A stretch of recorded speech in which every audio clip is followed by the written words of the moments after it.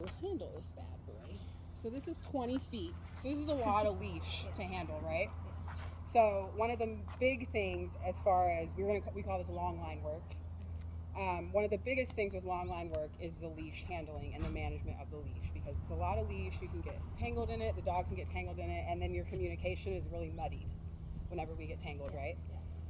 So the way to properly handle this, you're going to need, just like we talked about last time, you need an anchor hand with the dog.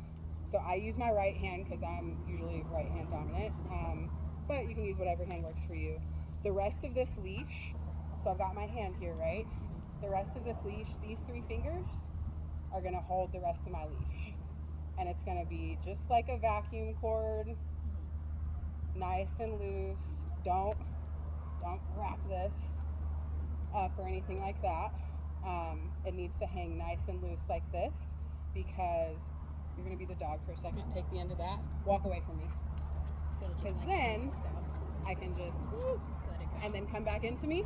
As the dog comes back into you, yes, you loop it back up just like that, right? Okay, so I want to give you this, and I want you to practice that just for a second. And I want you to practice, I'm going to be the dog, and I want you to practice moving this. So you said, okay. Yeah. So I use this hand. That's cool. My hand. That works. Yeah. That works. Yeah, my apprentice does that too. She likes the index finger better. Okay, so I'm going to move away from you. I'm going to be your dog, right? Cool. And now I'm coming in towards you. I'm coming in towards you. Right? So yes, it takes a while to get used to. So my advice for you, this is what I did. My advice for you is to go home whenever you have a little bit of spare time.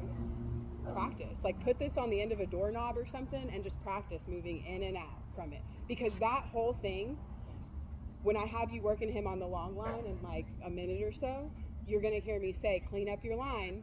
And when I say clean up your line, that means get it off the ground.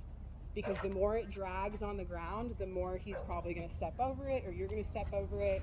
And then we got to stop everything and clean up the line. Yeah. So if you...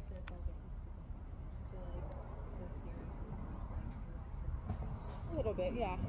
But whatever feels best for you. Yeah. We have different size hands. We're different people. Like, if it feels better for you to use the index, use it. If it feels better to use your right than your left, whatever works for you.